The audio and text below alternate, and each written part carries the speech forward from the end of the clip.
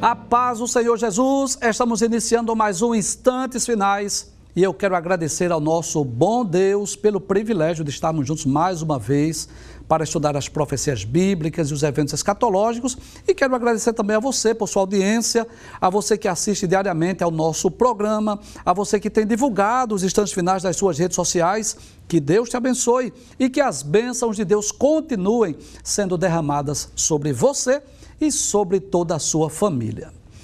Eu gostaria de lembrar que você pode assistir à nossa programação de qualquer lugar do Brasil e do mundo pelo YouTube em dois canais diferentes, Rede Brasil Oficial e IADPE Oficial, ou pelo site www.iadpeplay.org.br. Se você deseja entrar em contato conosco, enviar a sua mensagem, a sua pergunta, a sua crítica ou a sua sugestão, anote aí o WhatsApp do programa. O prefixo é 81 e o número é o 994661010. Se você está acompanhando diariamente o programa Instantes Finais, você sabe que nós estamos estudando as 7 cartas que foram enviadas às igrejas da Ásia. E no programa anterior nós iniciamos o estudo da 6ª carta, que é exatamente a carta enviada à igreja de Filadélfia. Nós dissemos, inclusive, que essa é a carta mais amada pelo cristão, a mais conhecida também. E, como fazemos diariamente, nós vamos recapitular o que vimos para reforçar o aprendizado, para você relembrar. E se por alguma razão você não pôde assistir, você possa pelo menos acompanhar aquilo que falamos acerca da cidade, da igreja de Filadélfia. Vamos relembrar? Vamos recapitular o que vimos? Bem, primeiro nós dissemos que o nome Filadélfia significa amor fraternal ou amor de irmão. E dissemos também que das 7 cidades, Filadélfia era a mais jovem. Inclusive essas ruínas aí são da cidade antiga, não é? Inclusive nós vamos perceber algumas imagens mais modernas também da cidade de Filadélfia. Vimos também no programa anterior que Filadélfia, a cidade, né, era uma produtora de vinhos, produtora de videira, era uma das principais fontes de renda daquela cidade, o cultivo da uva, da videira e também das fábricas de vinho. Vimos ainda que Filadélfia ficava numa posição privilegiada, uma rota da estrada do Correio Imperial, e era a principal difusora, né, divulgadora da cultura, da língua, das letras gregas. Você sabe disso, que desde os tempos de Alexandre o Grande, que ele tinha o objetivo de fazer com que o mundo inteiro pudesse conhecer a cultura grega. E é por essa razão que Jesus disse que colocou diante da igreja uma porta aberta. Este será um dos principais temas do nosso programa hoje, né? A cidade, pelo fato de estar numa rota, numa estrada do Correio Imperial, numa posição privilegiada, e ela era responsável em divulgar a cultura grega, nós vamos observar que a igreja também tinha que aproveitar essa oportunidade, essa posição privilegiada estratégica para difundir a mensagem do Evangelho. Também nós vimos no programa anterior que havia muitos templos, muitos deuses lá em Filadélfia. Inclusive, ela é chamada por alguns historiadores de a Pequena Atenas. Você lembra de Atenas, capítulo 17 de Atos? Paulo esteve lá em Atenas e Paulo ficou, né, viu muitos templos, muitos altares, muitos deuses lá em Atenas. Ele se sentiu assim, né, o texto diz lá em Atos, capítulo de número 17, que Paulo, ao chegar ali, ficou surpreso, admirado em ver tantos deuses e tantos altares. E Filadélfia não era muito diferente, ela é chamada de Pequena Atenas exatamente pelos muitos deuses que era adorado. Inclusive, um dos principais era Dionísio, o deus do vinho. Ou seja, os habitantes lá de Filadélfia, em vez de adorarem o Deus Todo-Poderoso, Criador de todas as coisas, aquele que tornou a terra produtiva, eles adoravam quem? Dionísio, que era o deus do vinho. Vimos ainda no programa anterior que atualmente a cidade de Filadélfia se chama Alassair, inclusive é lá na Turquia, está aí uma cidade moderna, uma cidade belíssima, mas que está construída sobre as ruínas da antiga cidade. Então as pessoas que vão hoje à Turquia podem ver não só as ruínas da cidade antiga, algumas ruínas, mas também ver essa cidade moderna de Alassair. E nós dissemos ainda no programa anterior que existem duas cartas que só receberam louvores, elogios de Cristo, que foi exatamente Esmirna e Filadélfia. Então, Filadélfia é aquela que recebe mais louvores de todas as 7 cartas, e as únicas que não receberam repreensão, apenas elogio e exortação, foram Esmirna e Filadélfia. Iniciamos o estudo da carta e ontem só estudamos um versículo, que foi o versículo de número 7, né? Nós dissemos ontem que não sabemos quem era o anjo, o pastor, o obreiro, o líder responsável por aquela igreja, nós não sabemos, mas existia com certeza um pastor ali naquela igreja. E Jesus se identifica com 3 títulos diferentes. Primeiro, aquele que é santo, nós explicamos no programa anterior que santo aí atribuído a Cristo é santidade no sentido pleno, perfeito, completo, absoluto. Jesus é verdadeiro porque fala a verdade, ele é a própria verdade, ele é digno de crédito e de aceitação. E vimos também que Jesus disse que tem a chave de Davi. Nós até explicamos sobre uma profecia lá de Isaías, o significado dessa chave de Davi, que fala exatamente de autoridade, né? Chave na Bíblia fala de autoridade, e aquele que abre ninguém fecha, e fecha ninguém abre, e a principal porta que Jesus abriu foi exatamente a porta da salvação. A porta da salvação que Cristo abriu para cada um de nós. É através de Cristo que nós temos acesso a Deus. E nós dissemos ontem que esta porta está aberta. Qualquer pessoa pode entrar por ela, mas devemos lembrar que essa porta um dia será fechada. E depois que essa porta for fechada, ninguém, absolutamente ninguém, poderá abri-la novamente. Hoje vamos dar continuidade, vamos estudar a partir do versículo de número 8, e você pode acompanhar com a sua Bíblia, né? Se você puder, esteja com a sua Bíblia aberta, porque nós vamos ler outros textos bíblicos, outras referências bíblicas, mas se porventura você estiver em um local que não disponha de uma Bíblia, você poderá acompanhar também, porque a equipe de artes preparou aí esses slides, essas telas, com os textos bíblicos para que você possa acompanhar. Vamos ver o que é que diz o versículo 8? Eu sei as tuas obras. Muito bem, era comum em todas as cartas, Jesus sempre diz isso, né? Eu sei as tuas obras, eu conheço as tuas obras. E nós já explicamos isso, você já sabe disso. Isso revela não só a onipresença e a onisciência de Jesus, aquele que tem o poder de estar em todos os lugares ao mesmo tempo, aquele que tem todo o conhecimento, mas também nos revela, nos ensina que todas as nossas obras estão diante de Cristo. Nada está oculto aos seus olhos, tanto as obras boas quanto as obras más estão diante dele. Mas Jesus não diz apenas que conhece as obras. Ele disse, eis que diante de ti pus uma porta aberta. E o que significa esta porta aberta? Por qual motivo, né? Jesus disse que colocou uma porta aberta diante da igreja de Filadélfia. Então, essa porta aberta, ela pode ter 3 interpretações. Primeiro, nós podemos dar uma interpretação no sentido literal, nós podemos dar uma interpretação no sentido figurado e nós podemos dar uma interpretação no sentido profético. Então vamos analisar cada uma delas. Primeiro, no sentido literal, refere-se ao fato de que todos os viajantes que vinham de Roma, que vinham de Esmirna e que iam lá para o coração da Ásia Menor, eles passavam por Filadélfia. Nós já dissemos isso. Filadélfia ficava numa posição privilegiada na rota do correio imperial. E isso facilitava a propagação da cultura grega. Todos os habitantes de Filadélfia sabiam que ela foi no passado uma propagadora da cultura grega. Então esse é o sentido literal. No sentido figurado, a porta aberta refere-se à oportunidade que os cristãos de Filadélfia tinham para levar as boas novas de salvação, para levar a mensagem do Evangelho aos habitantes de longínquas regiões e cidades. Ou seja, aquela rota comercial era uma grande oportunidade para a evangelização. Assim como os moradores no passado, né, de Filadélfia aproveitavam para difundir a cultura, a letra, o idioma grego, a igreja tinha essa responsabilidade de pregar o Evangelho.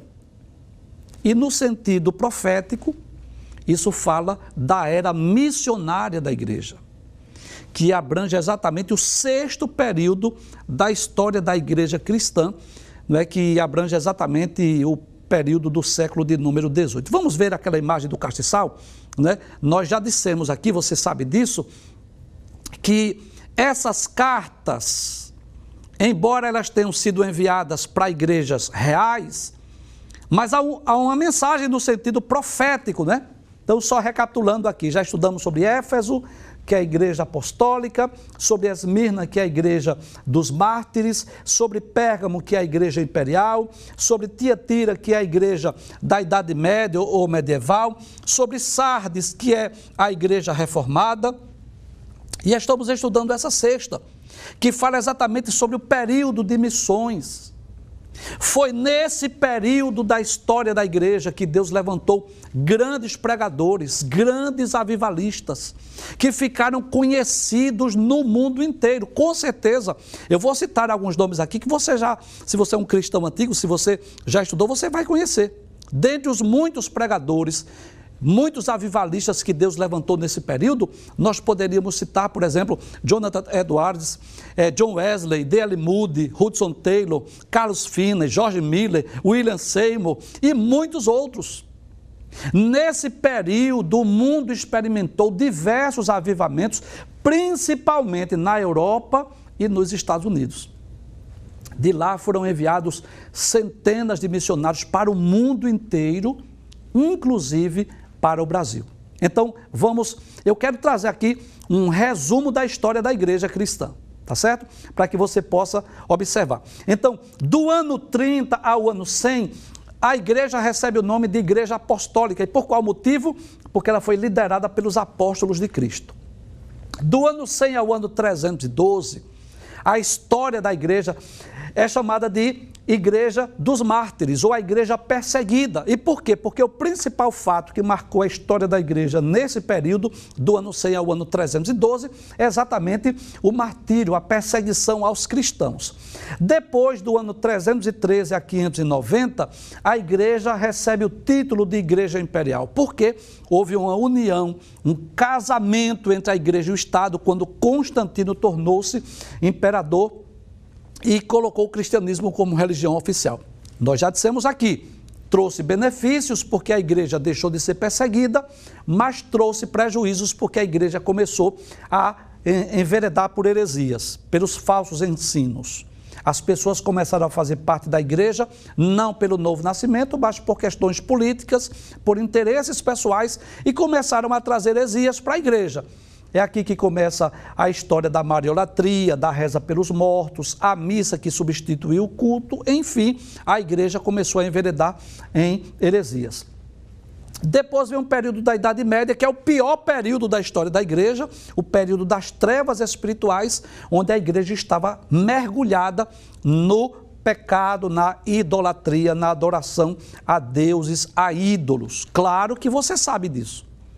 Nós já explicamos que a igreja nunca se corrompeu por completo. Lembra disso? Nós dissemos aqui várias vezes que Deus sempre tinha um remanescente fiel. Depois vem a igreja da Reforma, né? Veja que coisa interessante.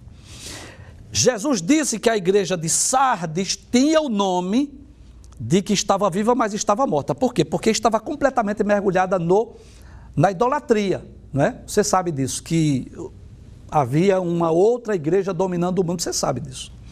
Mas veio a Reforma, através de Lutero, aquelas 95 teses que foi colocada lá na porta do templo, 1517, Wittenberg, né?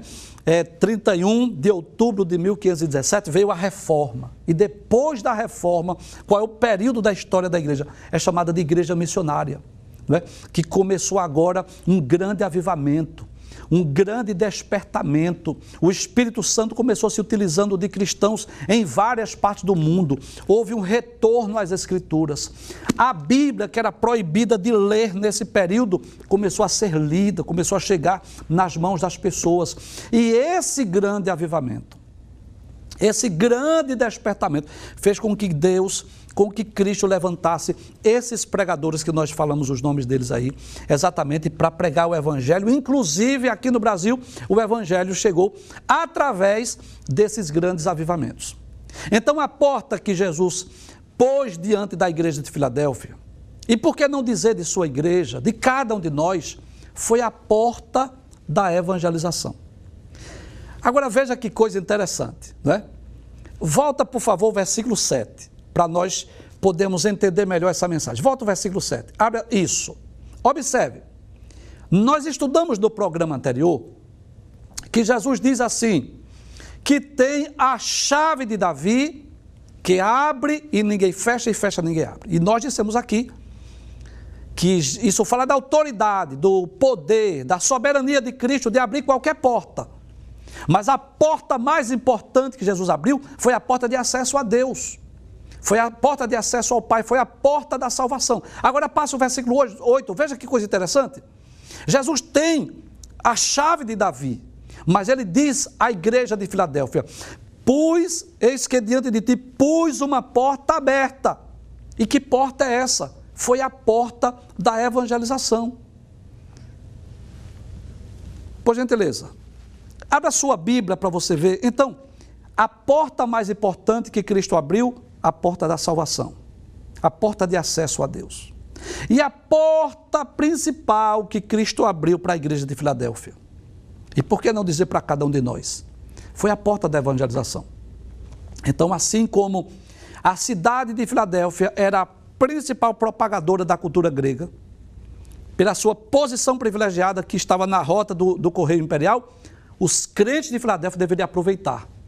Assim como estavam no passado, né, no período do Império Grego, estavam difundindo a cultura grega, agora é a oportunidade da igreja de pregar o quê? A mensagem do Evangelho. Abra a sua Bíblia lá em Atos, capítulo 14, versículo 27. Veja que coisa interessante. Então, a principal porta que Cristo abriu foi a porta da salvação. E a principal porta que Cristo deseja abrir para a sua igreja é a porta da evangelização. Atos capítulo 14, versículo 27 diz assim, e quando chegaram e reuniram a igreja, relataram quão grandes coisas Deus fizera por eles e como abrira aos gentios a porta da fé. Veja que coisa interessante. O que foi que Cristo abriu? A porta da salvação, a porta da fé. Os gentios podem ser alcançados. Então, é interessante que, eu já disse isso aqui em programas anteriores, que a principal missão da igreja, no sentido vertical, é temer, adorar, servir a Deus.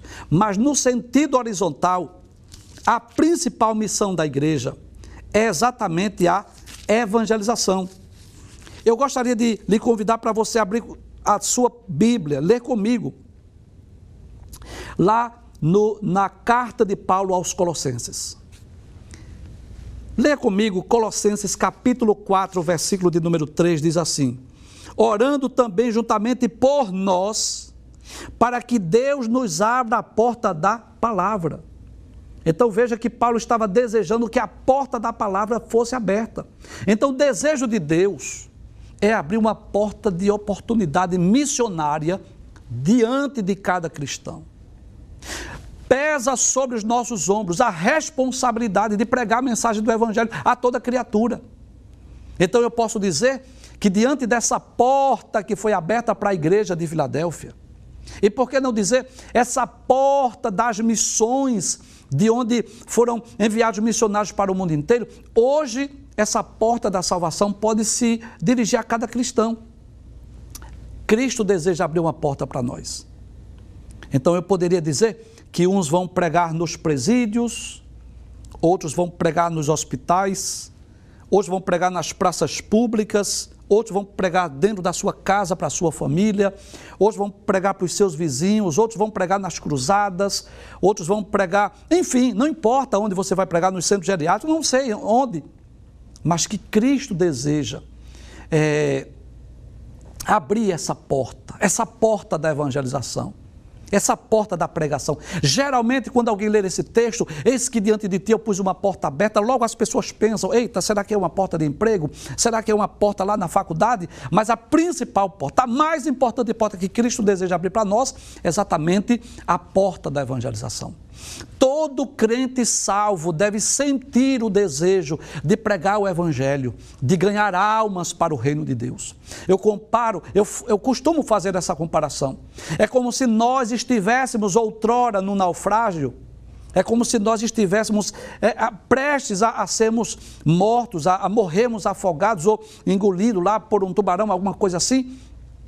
E é como se o grande navio da graça parasse e estendesse para nós o salva-vidas e nós fôssemos trazidos para dentro da embarcação.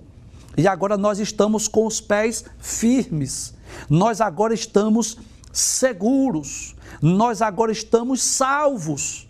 E agora, ao nosso derredor, nós percebemos dezenas, centenas, milhares de pessoas que precisam ouvir a mensagem do Evangelho, que precisam de salvação, e Cristo conta com cada um de nós.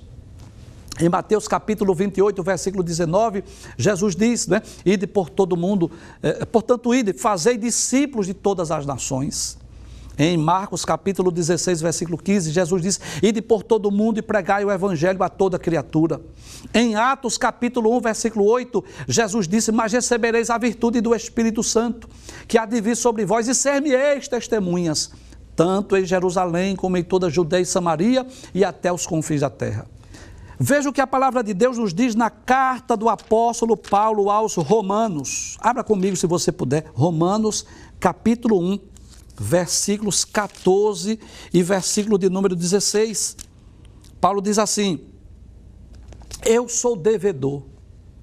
Paulo tinha esse sentimento de dívida para com os homens. Ele diz, tanto a grego como a bárbaros, tanto a sábios como a ignorantes. Veja o que Paulo diz no versículo 16, ele diz assim, porque se anuncia o Evangelho de Cristo, não me envergonho do Evangelho de Cristo, desculpe, pois é o poder de Deus para a salvação de todo aquele que crê, primeiro do judeu e também do grego.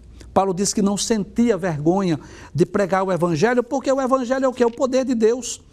Poder de Deus para a salvação de todo aquele que crê. E na primeira carta aos Coríntios, capítulo 9, versículo 16, Paulo diz assim, porque se anuncio o Evangelho, não tenho de que me gloriar. Não tenho motivos para me envaidecer por isso, disse Paulo. Aí ele diz, pois me é imposta essa obrigação. Veja que coisa interessante. Paulo diz que foi imposta sobre essa obrigação, sobre ele. E ele diz, e ai de mim, se não anunciar o Evangelho. Então, eu tenho a plena consciência disso, que a principal porta que Cristo abriu foi a porta da salvação. E a principal porta que ele abriu para nós foi exatamente a porta da evangelização, a oportunidade de pregar o Evangelho, de levar a mensagem de salvação, para que outras vidas sejam salvas, para que outras vidas sejam alcançadas. Mas é interessante que Jesus diz ainda que ninguém pode fechar. A porta que ele abriu, ninguém pode fechar. Ele diz, eis que diante de ti pus uma porta aberta e ninguém a pode fechar. Então, faz 2 milênios que a porta da evangelização foi aberta. Nesses 2000 anos, de história, muitas pessoas tentaram fechar a porta da evangelização.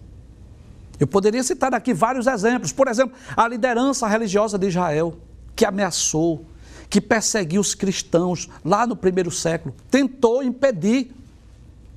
Disseram assim, não dissemos nós expressamente que não falasses desse nome. Eles tentaram fechar a porta da evangelização. Os imperadores romanos perseguiram a igreja por séculos. Prenderam os cristãos, jogaram nas arenas, colocaram os cristãos para serem devorados pelas feras, queimados vivos. Nós poderíamos falar da Inquisição. Você sabe o que é a Inquisição? A perseguição aos cristãos. Você sabe, liderada pela igreja romana, você sabe disso, milhares de cristãos foram mortos. Mas a porta da evangelização continua aberta. Porque foi Jesus quem disse, a porta que ele abre, ninguém, absolutamente ninguém pode fechar, nem o diabo, nem os demônios, nem os homens. Então, nós temos essa consciência, Durante essa pandemia, por exemplo, onde nós estávamos impossibilitados de nos reunir no templo, né? De ir para as congregações. O que foi que aconteceu? Deus ampliou a porta da evangelização através da Rede Brasil de Comunicação. Durante essa pandemia, mais de 12 mil almas se converteram, mais de 12 mil pessoas, não só aqui no estado de Pernambuco, mas no Brasil e no mundo, assistindo à programação através do YouTube, através das redes sociais. Mais de 12 mil pessoas se converteram. Pessoas de 16 países aceitaram Jesus e mais de 100 países assistiram à nossa programação. Então, observe que essa é a porta que Jesus quer abrir, a porta da evangelização. E ele diz, e ninguém a pode fechar. Mas Jesus diz ainda, não é? Tendo pouca força, abre o texto, por favor, abre o texto, por gentileza, e ninguém pode fechar, tendo pouca força. Então, é interessante nós observarmos como Jesus conhece a nossa estrutura. Ele sabia que aquela igreja tinha pouca força. Por ser uma igreja pequena, por ser uma igreja formada de crentes pobres, por não ter influência na sociedade, por não ter status, posição social, era uma igreja que não tinha muita força. Mas, mesmo aquela igreja não tendo muita força, ela tinha duas grandes virtudes. Veja o que Jesus diz, abre o texto por gentileza. Jesus diz, tendo pouca força, guardaste a minha palavra. Primeira virtude, né? Então, nós já dissemos em outros programas, você está acompanhando, você sabe disso, que guardar a palavra de Deus não é só ouvir, não é só memorizar, não é só decorar. É muito mais do que isso, é praticar, é cumprir, é obedecer. E, por falar em cumprir a palavra de Deus, eu gostaria de ler um texto aqui muito conhecido que você conhece. Está no Evangelho escrito por Mateus, é aquela ocasião em que Jesus ensina sobre o dever de guardar a palavra de Deus, ele fala sobre os dois alicerces. Mateus capítulo 7, versículos 24 a 27, onde Jesus diz que todo aquele que escuta as suas palavras e pratica, ele disse, assemelhá-lo-ei ao homem prudente que edificou a sua casa sobre a rocha. Desceu a chuva, correram os rios, assopraram ventos, combateram aquela casa e não caiu porque estava edificada sobre a rocha. Aí ele diz, e aquele que ouve as minhas palavras e não cumpre, ou seja, não guarda, não obedece, ele diz, eu compará-lo-ei ao homem insensato que edificou a sua casa sobre a areia. E desceu a chuva, e correram os rios, e assopraram os ventos, e combateram aquela casa, e caiu, e foi grande a sua queda. Então Jesus elogiou essa virtude da igreja de Filadélfia. Tendo pouca força, guardaste a minha palavra. Mas além de guardar a palavra de Deus, a igreja de Filadélfia também foi elogiada por não negar o nome de Jesus. Veja o que Jesus diz. Abre a tela por gentileza. Ele diz, e não negaste o meu nome. Então, não negar o nome de Jesus significa perseverar, persistir, né? Continuar seguindo, servindo a Jesus, mesmo em meio às adversidades, mesmo em meio às provações, mesmo em meio às circunstâncias adversativas, mesmo em meio às intempéries da vida. Jesus deseja que nós possamos continuar servindo, seguir. Quando Jesus diz, não negasse o meu nome, significa dizer, não abandonaram a fé. Mesmo em meio às perseguições, vocês continuaram me servindo. E isso nos ensina uma grande lição, que Cristo espera que cada um de nós continuemos lhe seguindo e lhe servindo, mesmo em meio às lutas, às dificuldades, às aflições e às perseguições. Vejamos o que diz o versículo de número 9. Ele diz, eis que eu farei aos da sinagoga de Satanás, aos que se dizem judeus e não são, mas mentem. Então observe que essa expressão sinagoga de Satanás, ela aparece 2 vezes nas 7 cartas, né? Vamos conferir comigo? Aparece lá no capítulo 2, versículo de número 9, que é a carta enviada à igreja de Esmirna, onde Jesus diz, eu sei as tuas obras, e tribulação e pobreza, mas tu és rico, e a blasfêmia dos que se dizem judeus e não são, mas são a sinagoga de Satanás. Capítulo 2, versículo 9. Capítulo 3, versículo 9, mais uma vez aparece essa expressão. Capítulo 3, versículo 9 diz: eis que eu farei aos da sinagoga de Satanás. Então é interessante isso. Exatamente nas cartas, nas duas cartas que foram enviadas às igrejas de Esmirna e Filadélfia, aquelas igrejas que são as únicas que não receberam repreensão, aparece essa expressão sinagoga de Satanás. E por que será? Por que será que nessas duas cartas Jesus faz menção à sinagoga de Satanás? É que as sinagogas, você sabe, a sinagoga era o lugar em que os judeus deveriam estudar a Bíblia, as Escrituras. Mas elas se tornaram no local de prestação de serviço a Satanás, por incrível que pareça. Lá nas sinagogas, os judeus estavam maquinando o mal contra a igreja de Cristo. Claro, os judeus incrédulos, claro, aqueles judeus que não se converteram, aqueles judeus que não creram em Cristo. Além disso, a história nos diz que nas cidades de Esmirna e Filadélfia, os hereges, os gnósticos, você sabe que tinha a seita do gnosticismo, eles fundaram duas sinagogas e que eles consideravam como lugar do auge, do todo saber. Esses mestres gnósticos, dentre outras heresias, dentre os muitos ensinos deturpados, eles negavam a encarnação de Jesus. Eles negavam que Jesus veio em carne. Eles negavam a expiação pelo sangue de Cristo, por incrível que pareça. Eles negavam que os salvos vão desfrutar no futuro da mesma natureza de Cristo. E como se não bastasse as suas heresias, eles ainda diziam que os crentes não eram salvos, que não tinham parte na herança de Deus, porque não eram descendentes de Abraão. Então, observe que é por essa razão que Jesus faz menção à sinagoga de Satanás. E Jesus diz, aos que se dizem judeus e não são, ou seja, aqueles que se dizem meu povo, mas na realidade não são. E o que é que Jesus promete aos cristãos de Filadélfia? Veja o que o texto diz, vamos ver no texto, ele diz, eis que eu farei que venham e adorem prostrado a teus pés e saibam que eu te amo.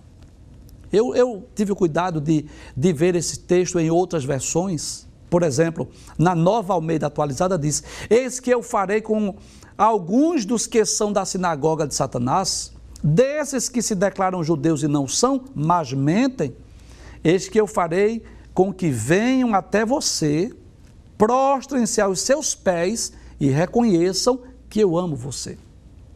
Na Bíblia Viva diz assim, abre aspas, note isso, eu obrigarei todos aqueles que sustentam as causas de Satanás, enquanto afirmam que são meus, porém não são, eles estão mentindo, e caírem aos seus pés e reconhecerem que é você que eu amo, fecha aspas. Na Nova Versão Internacional diz assim, abre aspas, veja o que farei com aqueles que são sinagoga de Satanás, e que se dizem judeus e não são, mas são mentirosos. Farei que se prostrem a seus pés e reconheçam que eu amei você, fecha aspas. Em outras palavras, Jesus estava dizendo, não é a igreja que vai se dobrar ao judaísmo, mas são os judeus que vão reconhecer que Jesus é o Cristo Messias, que vão reconhecer que a igreja é o povo de Deus, que vão reconhecer que Jesus ama a sua noiva, a sua igreja. E isso nos faz lembrar do maior exemplo de conversão judaica, que é o exemplo de Saulo de Tarso. Você conhece a história de Saulo, que era um ferrenho perseguidor da igreja, que pediu cartas aos principais da sinagoga, que ia de cidade em cidade para perseguir os cristãos. E qual era o objetivo de Saulo? Era trazer os cristãos presos a Jerusalém. Mas é bom nós lembrarmos isso. Saulo não fazia isso porque era ateu, não, de forma alguma. Claro que Saulo acreditava em Deus. Saulo não fazia isso porque não tivesse religião, ele era um religioso, ele era fariseu, ele era um mestre na lei, foi criado aos pés de Gamaliel. Mas Saulo não compreendeu, não entendeu a mensagem do Evangelho. Saulo não acreditava que Jesus estava vivo. Saulo não acreditava que Jesus havia ressuscitado. Então Saulo faz parte daquele grupo, no passado, dos judeus incrédulos, que não creram em Cristo, que não receberam Jesus como Messias, como Salvador de Israel. Embora fosse religioso, embora guardasse a lei de Moisés, mas ainda precisava ser esclarecido, ainda precisava ser cristão, ainda precisava conhecer a verdade. Então, lá em Filadélfia, o que é que os judeus incrédulos estavam fazendo? Bem como lá na cidade de Esmirna. Eles se consideravam salvos, se consideravam o povo de Deus, o povo a quem Deus deu a lei, e não resta dúvida disso. É claro que Deus tem ainda, eu não vou dizer tinha, vou dizer tem ainda um propósito especial com o povo judeu. Deus escolheu este povo dentre todas as nações da terra com 3 propósitos especiais. Nós já falamos aqui, mas eu vou relembrar. Então, Deus escolheu esse povo primeiro para nos dar as Escrituras. Foi do povo judeu que Deus escolheu cerca de 40 escritores para escrever a Bíblia, mas não só escrever, preservar a Bíblia, para canonizar, para reconhecer os livros que são realmente canônicos, inspirados. Então, primeiro, a Bíblia veio a nós através dos judeus. Paulo diz isso: primeiro as palavras de Deus lhe foram confiadas. Em segundo lugar, Deus escolheu o povo judeu, o povo de Israel, para revelar-se ao mundo, para se fazer conhecido ao mundo. Deus se fez conhecido a vários povos, a várias nações, através de quem? Através do povo judeu. Como se fez conhecido lá na Babilônia, através de Daniel e seus amigos. Como se fez conhecido lá em Nínive, através do profeta Jonas. E muitos outros exemplos que Deus se fez conhecido através da nação de Israel. E o principal propósito, o principal objetivo foi nos enviar o Messias. É por isso que Deus disse a Abraão, lá no capítulo 12, versículo 3 de Gênesis: em ti serão benditas todas as famílias da terra. Mas o que aconteceu? Como os judeus rejeitaram o Messias, como os judeus rejeitaram a Cristo, aí Cristo fundou a igreja, porque a obra de Deus deve continuar. Então Cristo fundou, estabeleceu a igreja, e a mensagem do evangelho que deveria ser pregada pela nação de Israel, pelos judeus, ela passou a ser pregada pela igreja. Saulo não entendeu isso. Era por isso que Saulo perseguia os cristãos. Mas um dia, na estrada de Damasco, por volta do meio-dia, Saulo viu um clarão no céu mais forte do que o sol do meio-dia, caiu por terra, ouviu a voz de Cristo dizendo: Saulo, Saulo, por que me persegues? E Saulo pergunta: quem és, Senhor? Ao Senhor diz: eu sou Jesus a quem tu persegues. Que coisa interessante! Não era Cristo que Saulo estava perseguindo, ele estava perseguindo a igreja, ele estava perseguindo os servos de Cristo. Mas Jesus diz assim: eu sou Jesus a quem tu persegues. Então, o que significa dizer que quem está perseguindo os cristãos, quem está perseguindo os servos de Deus, ele está perseguindo o próprio Jesus. E é aí que Saulo se converteu. É aí que Saulo tornou-se um cristão e tornou-se no grande apóstolo dos gentios.